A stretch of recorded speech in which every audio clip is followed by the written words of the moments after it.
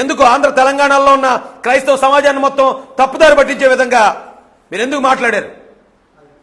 నేను క్లియర్గా అడుగుతున్నాను. ఈరోజు నేను డిమాండ్ చేస్తున్నాను మిమ్మల్ని. మీకు ఇది హత్య కాదు, ఇది ప్రమాదమే అని చెప్పి మీకు ఆ పోస్ట్ మార్టం చేసిన రోజే తెలుసు. మీకు తెలుసు అంటాను, నా దగ్గర ఆధారాలు ఉన్నాయి.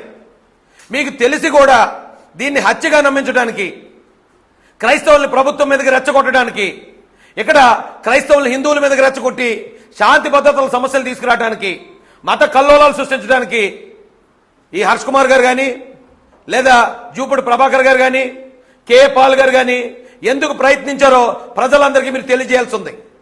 లేని పక్షాన వీరి ముగ్గురు మీద బేస్లెస్ ఎలిగేషన్ చేసి ఇంత పెద్ద మత కల్లోలాలు రేపడానికి కారకులైన ఈ ముగ్గురు మీద కూడా చట్టపరంగా చర్యలు తీసుకోవాలని మేము డీజీపీ గారిని డిమాండ్ చేస్తాం. ఎందుకు చెప్తున్నాను ఇదంటే, ఆయన చాలా క్లియర్గా ఇగో నా దగ్గర ఆధారం ఉంది, నేను రేపు సబ్మిట్ చేస్తాను అన్న హర్ష్ కుమార్ గారు ఈ రోజుకి 4-5 రోజులు అవుతుంది. ఎందుకు మీ ఆధారాలు బయట పెట్టలేదు? మీరు ఎందుకు ఇప్పటి వరకు జనాలు రెచ్చగొట్టారు? ఇది నేను ఈ ఆంధ్ర తెలంగాణలో ఉన్న హిందూ సమాజానికి కూడా నేను రిక్వెస్ట్ చేస్తున్నానండి. ఈ విషయాన్ని హిందువుల మీదకి నెట్టేయాలను, ప్రభుత్వం మీద నెట్టేయాలను ఇక్కడున్న ఏ క్రైస్తవులు కూడా ప్రయత్నించలేదు. దయచేసి వాళ్ళని మీరు అపార్థం చేసుకోకండి. 4-5 ఇలాంటి స్వార్థపరులు దీన్ని హత్యగా చిత్రీకరించడం ద్వారా ఇప్పుడు అనుమానాలు వ్యక్తం చేయడం వేరు, అనుమానాలు పుట్టించడం వేరు.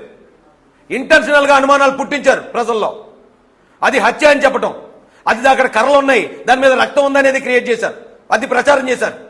ఆయన 11:42కి చనిపోతే 1 గంటన్నరకు ఆయన ఫోన్ నుంచి ఆయన ఆఫీస్ డీటెయిల్స్ అడగడానికి మెసేజ్ వచ్చేదనేది క్రియేట్ చేశారు.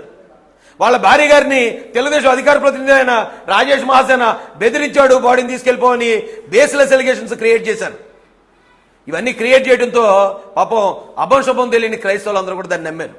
దాన్ని నమ్మి నిజంగానే ఇది జరిగిందేమో వచ్చా అనుకున్నారు. అక్కడ ఒక అనుమానాన్ని నివృత్తి చేస్తే మరొక అనుమానం పుట్టించడం మొదలుపెట్టారు. వీళ్ళు ఇంటెన్షనల్గా కుట్రపూరితంగా వీళ్ళ ముగ్గురితో పాటు ఇంకో 4-5 మేము పాస్టర్లు అని చెప్పుకుంటున్న వాళ్ళు మొత్తం క్రైస్తవ సమాజాన్ని తప్పుదారి పట్టించారు. ఆ రోజు మొట్టమొదట ఆయన బైక్ ఆయన మీద పడి ఉండటం, అక్కడ ఉన్న సిచ్యువేషను, ఆయనకున్న శత్రువులను చూసిన తర్వాత ప్రతి ఒక్కరికి అది హత్య అనుమానం కలిగింది. అలాగే ఈయన ఇక్కడ కాదు, కొవ్వూరు టోల్గేట్ ముందే ఆయన తడబడుతూ నడుస్తున్నాడు. టోల్గేట్ ముందే ఆయన బైక్ హెడ్ లైట్ పని చేయట్లేదు, ఆ టోల్గేట్కి ముందే దాడి జరిగింది అనే అనుమానం వ్యక్తం చేశారు.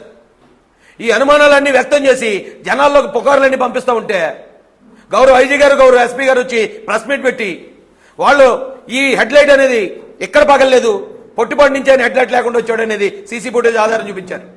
ఇక్కడ బండి పక్కకు దూసుకెళ్ళడం అనేది సీసీ ఫుటేజ్ ఆధారం చూపించారు. ఇలా ప్రతిదీ ఆధారాలు చూపించిన తర్వాత మరొక కొత్త అనుమానం. అయితే ఇక్కడ కాకపోతే విజయవాడలో చంపేశారు. విజయవాడలో 4 గంటలు ఎక్కడే ఆయన ఏమైపోయాడో తెలియదు కాబట్టి విజయవాడలో చంపేశాడు అని మరో పుకారు పుట్టించారు.